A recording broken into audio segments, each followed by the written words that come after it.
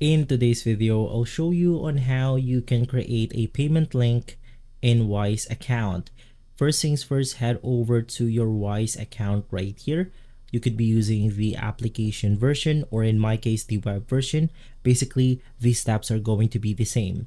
Inside the page, you want to look for the payment request section or tab. You want to click on this button right here, and then you want to click on the new request option. Now, if this is your first time setting up a payment request, you want to click on the get started button.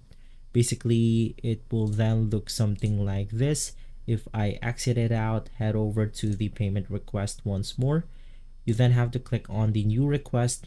In here, you will be able to find your contacts, or you can simply click on anyone to share a link to get paid back.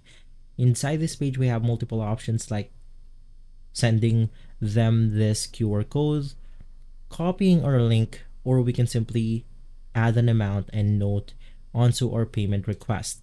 For example, if I want to request something like $50, and we can add some note right here, work payment, click on the create payment link. In here, you can share your QR code, copy link once again, and basically it will then look something like this. You can send your QR code or your payment link into private messaging applications like SMS, Discord, Messenger, Instagram, Facebook, and more.